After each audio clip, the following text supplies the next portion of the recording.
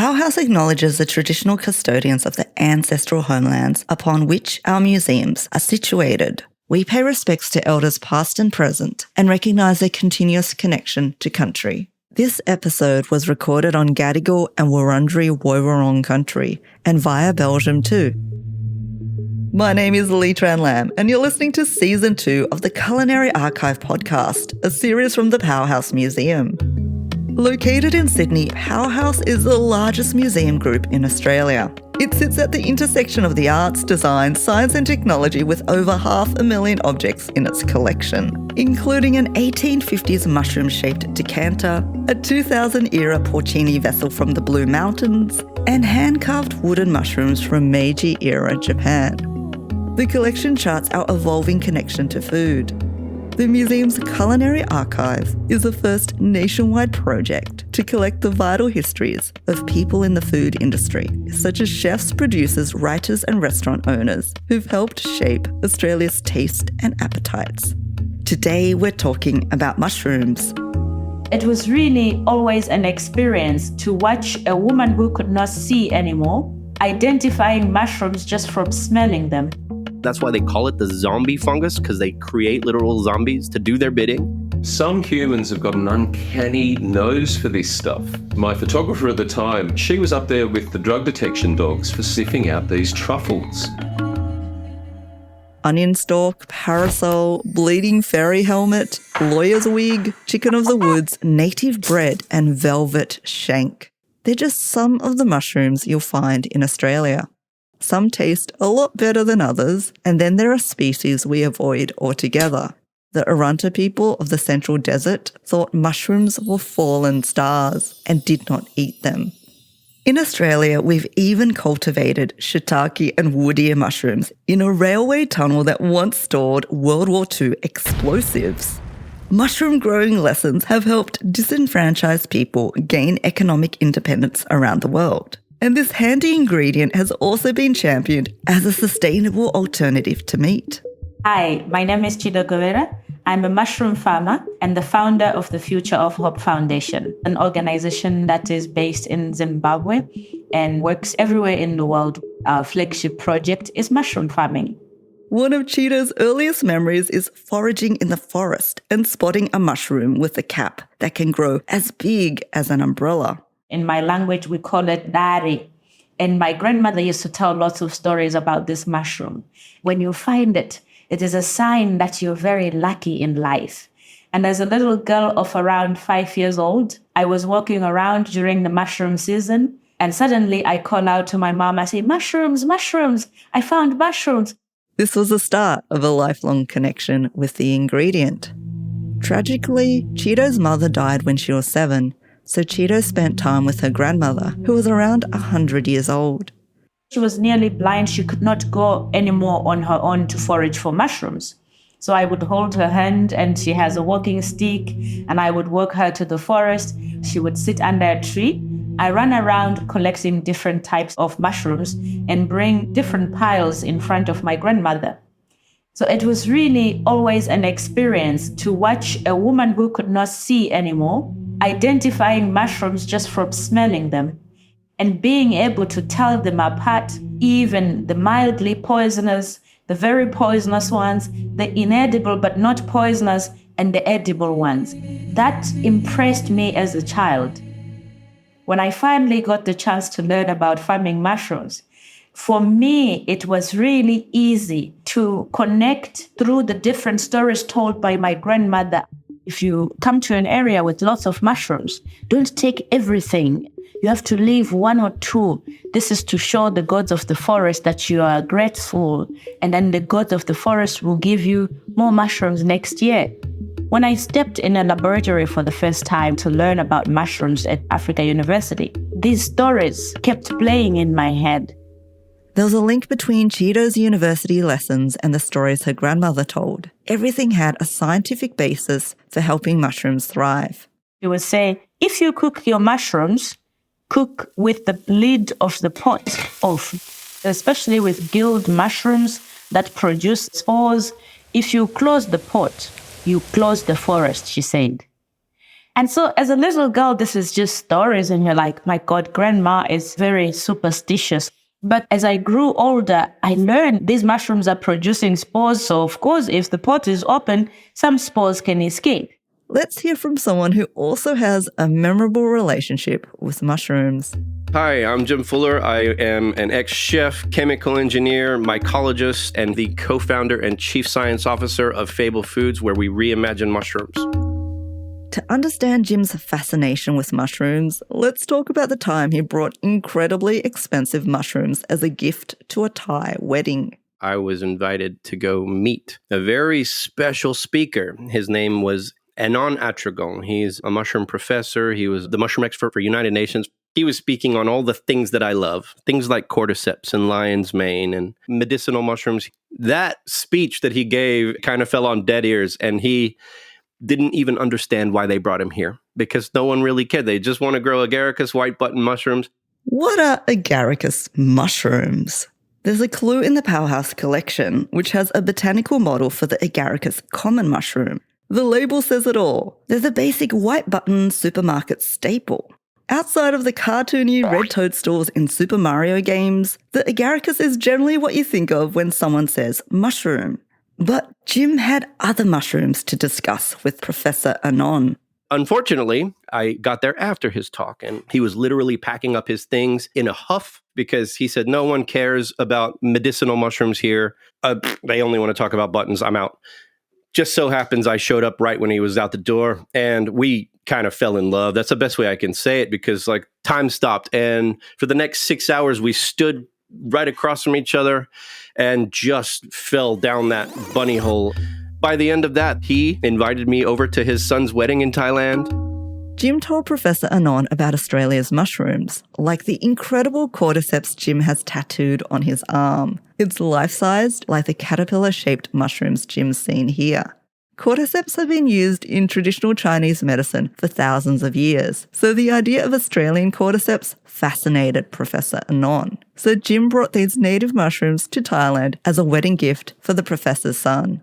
I took him a couple of kilos of stuff in a briefcase on an international flight to Thailand, and I gave him as a gift, quite a prestigious wedding gift, because these things at their peak go for $200,000 a kilo. So I was an honored wedding guest, to say the least. While in Thailand, Jim ended up touring mushroom farms with one of his chef heroes, Heston Blumenthal.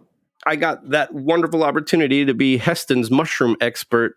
And it just so happens that he consumed those cordyceps that I brought Anon because he found the story quite fascinating and disregarded all of my warnings. He just ended up eating a whole one of these sticks, which are so big compared to everything else. There's not many people in the world who have consumed too much of this stuff because it's so expensive. Jim says there are some intensely wealthy people in China who've dropped pricey cordyceps into tea or soup as a status flexing move. What happens is that they'll get a little bit of vertigo, their brain and their body get out of sync with each other. These Australian ones are so large, and people feel so good from having a small amount, they'll get a little bit crazy and courageous and go back and have a lot more. And then they'll get this massive vertigo experience where it's like, whoa, the world's off kilter for half a day or something. So I explained that to him, and he took that as a cue to eat a second whole stick. He had already consumed more cordyceps than I'd ever known anyone on the planet to consume. So at this point, he doubled it. Unlike Jim, it took food and travel writer Mike Butler some time to learn to love mushrooms. My relationships with mushrooms didn't get off to a great start. My mum's Aboriginal and a beekeeper, so we were always in the bush travelling around before I went to school. It was a combination of her warnings not to eat anything, including lots of mushrooms. I associated these things with bad stuff. Bad things happen. But I tell you, the first time my relationship changed with mushrooms was I went foraging up in pine forests west of Sydney at a place called Oberon with Estonian migrants as part of their tradition. And I remember going back to the Estonian's house and the mother doing something as simple as a knob of butter, a little bit of garlic into the oven at 180 degrees. And what came out was absolutely delicious. more than a vegetable and not a meat, but somehow straddled the two. My first positive memory was that. Coming from what I'm going to call standard Australian upbringing without migrant influence, my relationship with mushrooms was they came out of a tin. In the Powerhouse collection, you'll find a botanical model of a common truffle. Truffles, like mushrooms, are a type of fungus, and they inspired an unforgettable experience Mike had in Canberra. One of my great experiences was to go truffle hunting by the foothills of Canberra Airport. If you think of mushrooms that grow out of the ground, they're the fruit of what is a much bigger organism that lives under the ground called mycelium. The fruit that pops out of the ground are called mushrooms.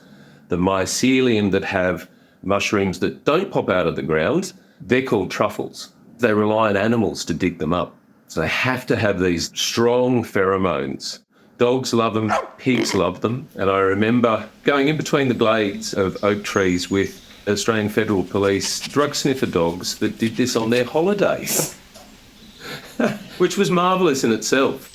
The thing that was most interesting was some humans have got an uncanny nose for this stuff. And my photographer at the time was up there with the drug detection dogs for sniffing out these truffles. This process involved my photographer digging, competing with the dog to reveal a sort of walnut-sized, magnificent little lump of mud. That was a truffle, and the experience of going back to the shed, weighing it up, cleaning it up, and slicing it wafer thin and tasting what truffle brings to the olfactory party. Really, it's extraordinary food ingredient. The record for the world's most expensive truffle is $330,000, which casino tycoon Stanley Ho paid for one Tuscan white truffle in 2007. That's nearly $500,000 Australian dollars for one truffle. It's a prized ingredient, but there are also people who think truffles smell like old socks. There's much more to mushrooms than status, though. They can be an educational tool and a ticket to independence, as Cheeto later learnt. But at age 10, between going to school, fetching water and wood, putting food on the table, and also looking after her brother and grandmother, she was struggling. I was given an offer to say, look, we see that you're struggling and we think that your only way out of this situation is if you marry this person who has a blue car and has been struggling to find a wife. This man was 40 years old and Cheetah was only 10. Even though the blue car was mentioned as some kind of bonus, she didn't relish the idea of being a child bride. And she felt responsible for her grandmother and brother. If I get married and I have to go and live with this guy, I cannot take my grandmother and my little brother with me. So I decided that I would not take the offer to marry. And it was clearly communicated to me, there's not much anymore that we can do for you. Luckily, Cheetah was given the chance to learn about mushroom growing. As a girl who'd been denied a proper education, this was a massive opportunity for her. I lived in a village called Marange. A lot of people that know something about Zimbabwe will know about Marange as the diamonds area. But we were really in the village. I think I saw the first hard road being built as a little girl. But before that, there was nothing. So the university where I learned to farm mushrooms at is Africa University, about a 3 hours drive from my village where I grew up. I was very happy to go and I arrived at the university. And for me, first of all, to see that mushrooms can be cultivated was like magic. But I think what moved me the most was to see how you were able to do that from waste. As a kid who struggled to feed her family, she'd known the pain of not having enough on her plate. And growing food was hard when you had such bad soil. But mushroom growing didn't require much, and it opened up so many possibilities. Learning to change that waste into food was the most inspiring thing. And yes, I may have rejected the marriage that would have changed my life, but this is not the end. I am not going to fail and I am not going to waste myself.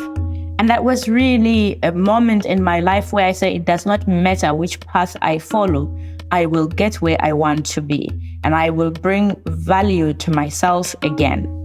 So we spent a week learning at the university, went back to the village, They supported us by building a mushroom house for us and giving us the early version of ready-to-grow kits. And we just hang them in this wooden mushroom house at Marange High School. It was about 5-7 kilometers from my homestead. And I would walk there every day to water the mushrooms, harvest them, and bring them to the market. And I say to myself, I want to make this simple so that I can teach this to other people like me who need such a skill to say, hey, I am not waste. I am not a failure. I can work myself out of this. And so that's how my journey with mushrooms began. Cheeto eventually formed the Future of Hope Foundation, which empowers people through mushroom farming lessons around the world.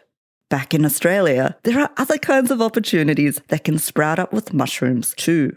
There's one variety of native mushrooms that has been commercialised, and it's called the snowflake. To me, it's like lobster or crab meat. It's got a really nice flavour and a really nice texture. I've eaten a snowflake mushroom at Sydney's Kiln restaurant, where chef Mitch Orr brushes it with a glaze sweetened with soy sauce and maple syrup, and grills it over the fire until it gains this incredibly meaty, well-charred intensity before plating it on a wasabi leaf.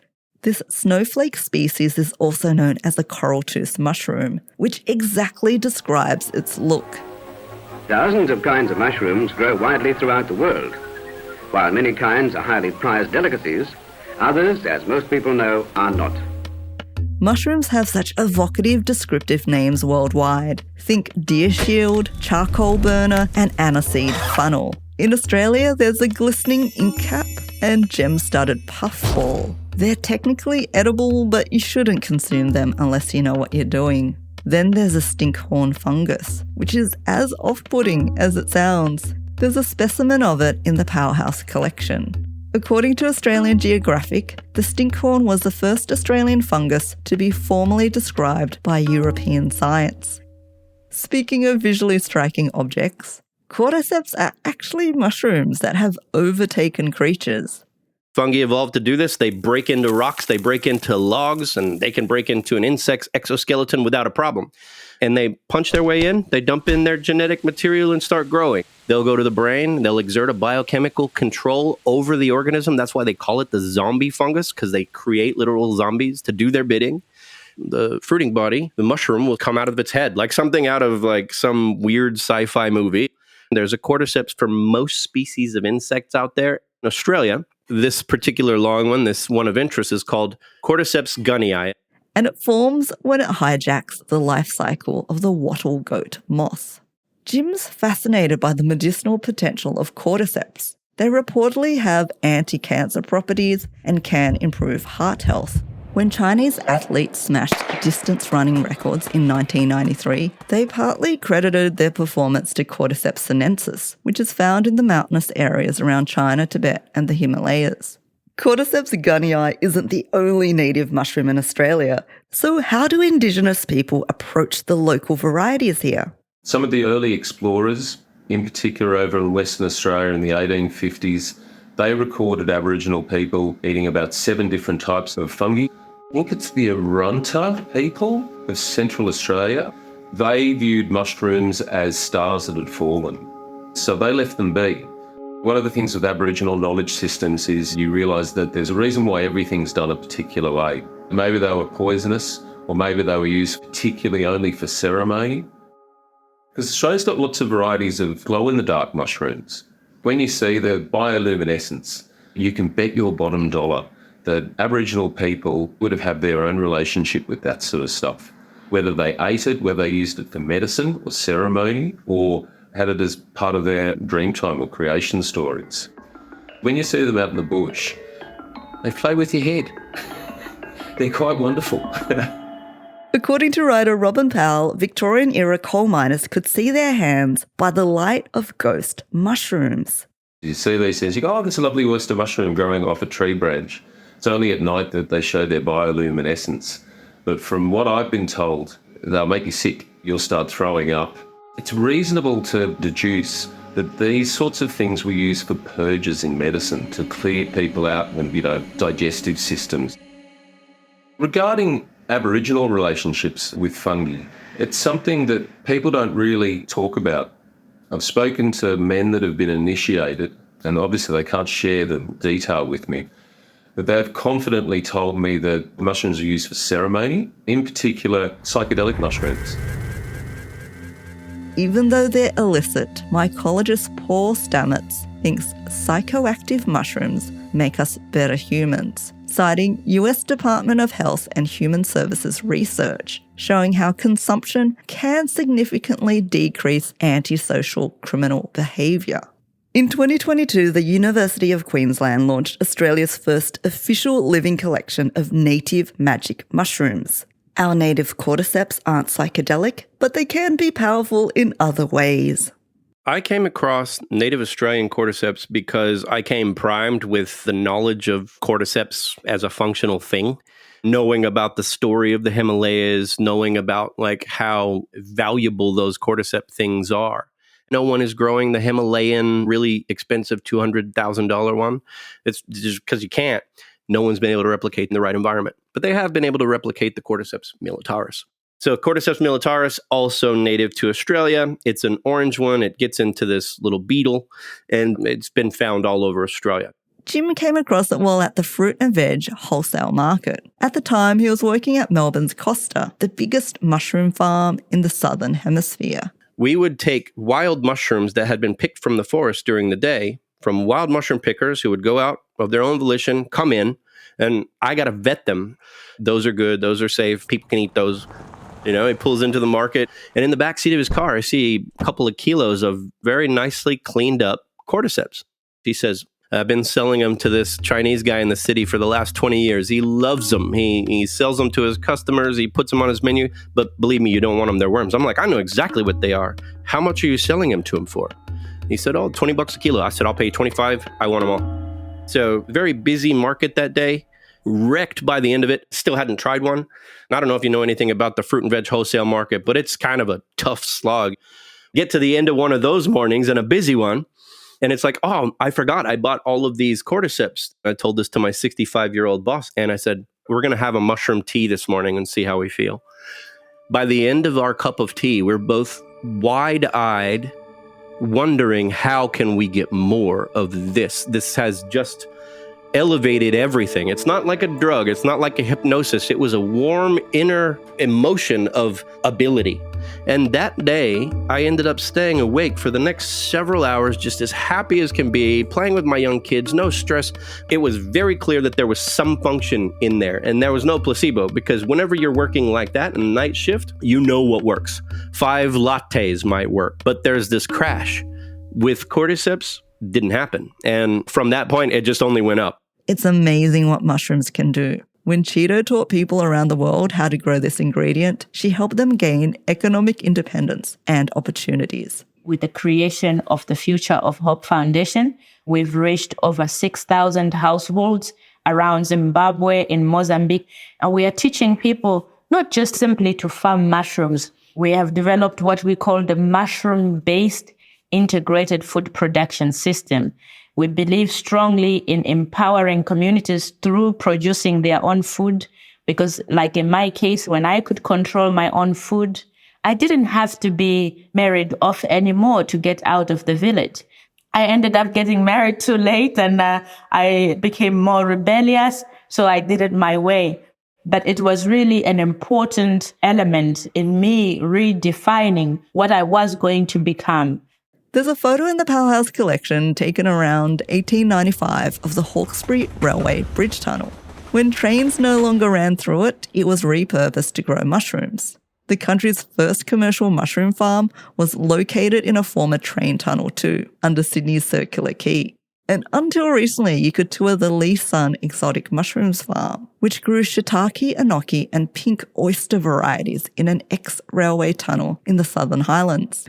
That site also used to make tinder mushrooms, like the ones Mike knew far too well. But you don't need an abandoned train tunnel to farm mushrooms. You can start simply with just coffee grounds, sugarcane pulp, or other waste. I remember as a young girl when I was starting to share that I want to simplify mushroom farming and take it to villages, there was a little bit of skepticism, thinking, no, you require a sterile environment and you need big investments in energy to be able to do this.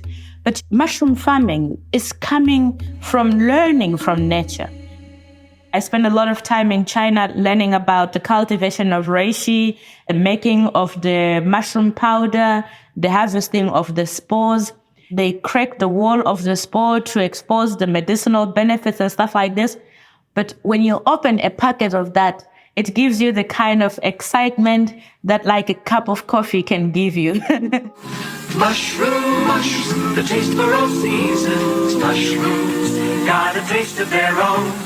Mushrooms, for so many reasons. The taste sensational vegetable for all seasons. This stuff is like meat, but with more benefits. It is not the catastrophe that meat production is on the environment. Which food has no fat, is delicious, raw, rare, medium, or well done, and is the only vegetable that contains vitamin B12? It's mushrooms. One reason why mushrooms could be called meat for vegetarians. So why not pick up a handful today? In some fridges around the world, you might find products made by Jim's company Fable, which boxes mushrooms into a sustainable alternative to meat. Mushrooms are the most efficient food crop on the planet. They take waste and make food out of it. And for society to push forward and to grow and to have food to reduce carbon emissions, all these sorts of things, mushrooms tick all the boxes. There's no other great starting point to get to a meaty food that's not made out of meat. Mushrooms have the right structure. Mushrooms have the right chemical composition. They're this interesting thing that's not a plant and not an animal, but they're more closely related to animals than they are to plants. So the stuff that's on the inside of the cell is loaded with the stuff that you find on the inside of animal cells. In particular, glutamic acid. It's the most abundant amino acid in your brain. And when a food has it, and it tells you it has it, you want it. Fable turns shiitake mushrooms into a stringy, savoury meat-like product that can resemble pulled pork. We have a lot of complaints that we've fed people meat because it's so meaty. But that's our thing. It gets stuck in your teeth. It gets stuck in your memory. It stays nice and fibrous and chewy. And then you swallow it and it's like, oh my God, give me another. I want more. I've had a lot of experiences visiting different mushroom farms around the world. In Australia, it was thanks to my friend Rebecca Huntley. I've also been on different tours around China, looking at mushroom farming there. Of course, the productions are bigger, just like in Australia. There's a lot of mushrooms coming out of one production unit. It's impressive to see. But I think it leaves a lot of people out of the equation. So that's why in our work with mushrooms, we're not aiming to make one big production unit or to have just a handful of people producing for everybody. We want everybody to be able to do it because we need to rebuild our food systems while protecting our environment, to leave nobody behind. When we produce our food locally, we also end up eating what our local ecosystem can support. Artificially cultivated mushrooms grow best in dark cellars, where the temperature is low and even. Like to grow some yourself? Well, here's how. Mushrooms have always been important to us. One of the forms of fungi getting its nutrition is through breaking down decaying organic matter. They become the first miners, the first farmers, the first greeners of the earth, because they're farming the bacteria for their sugars. They move in and they start breaking all that stuff down, and then those nutrients come back down into the soil, and thus the cycle just keeps going. There's a century-old photo of a local mine in the Powerhouse collection. The surrounding soil and water have been contaminated from mining waste, but fungi are actually being used to help detoxify the environment. Mushrooms are overachievers. They've been used to construct buildings like Belgium's 2023 pavilion for the Venice Biennale. They've helped clean up oil spills, and before the embers have even cooled after bushfires, fire fungi sprout up to help regenerate the land. One example of this is native bread, a local mushroom that's been part of Aboriginal diets. Am I amazed at what mushrooms can do and what they can do in the future? Absolutely. The medical benefits are extraordinary, whether it's cancer fighting, whether it's anti-inflammatory, whether it's for dementia. Paul Stamets has done a lot of good in sharing about the opportunities that we have with mushrooms, especially where it relates to cleaning soils. I think he was amongst the very first people to really talk about it and put it out there. He also does some work with mushrooms as medicine. And in China, for example, mushroom as medicine is everywhere you turn. I think there's a lot of potential with mushrooms that we have not used to its full capacity. Mushrooms have already done that thing that you wanted to do. So you wanted to make leather? Yeah, mushrooms have already done that. You wanted to build structures? Yeah, mushrooms have done that too. You want to make like fibers for protein? Well, yeah, mushrooms have done that too. Right now, there is a massive development in the world of fungal computing. They're minimalists. They work with what they have, and everything has a fungal solution. I'm certain of it. Mushrooms. They can be a sustainable alternative to pulled pork or an amazing wedding gift. Snowflake mushrooms, native bread, and Cordyceps gunnii are some examples of noteworthy Australian fungi. While some First Nations people have included them in ceremonies, others followed the belief that mushrooms were fallen stars and left them be. This easy-to-grow food can offer independence and brighter futures to people in need. Like the ghost varieties that illuminated the paths of miners, mushrooms can light the way for all of us. My grandmother used to call this dindindi, and this is a mushroom that we would harvest, dry it, and then you cook it like this with peanut butter. It's a taste that reminds me of my childhood, my time with my grandmother. It's a taste that feels like home for me. I create this wonderful mushroom soup when we go on mushroom foraging tours. And we go through this very simple progression of boiling and finishing with oil and salt. It's a ubiquitous response that this soup must have something in it that's meat. But it's not. The way to make a mushroom better, as long as you're making a good one, add more mushrooms. This episode was inspired by items from the Powerhouse collection, such as a photo of a railway tunnel used for growing mushrooms, a model of stinkhorn fungus, and a mushroom-shaped decanter. Find a link to these objects in the show notes. This podcast was written and hosted by me, Lee Tran Lam. This episode is produced by Aisha Ash and edited and sound designed by Mara Schwert-Vega. The music in this podcast is River at Work by Asa Tone. The commissioning editors are Callum Cooper and Lisa Havilah. A special thank you to Acting Director First Nations Bo James, Powerhouse curators Annie Turnbull and Cara Stewart, and the Tasmanian Archives and Australian Mushroom Growers Association for use of archival audio. This episode featured Mike Butler, Jim Fuller, and Cheeto Guevara. Find out more about our guests and their work by visiting the show notes. You can also explore past episodes, which featured oysters, coffee, and soybeans. To keep up to date with the latest episodes and new content from the Powerhouse, follow us on Spotify, Apple Podcasts, or wherever you listen to podcasts.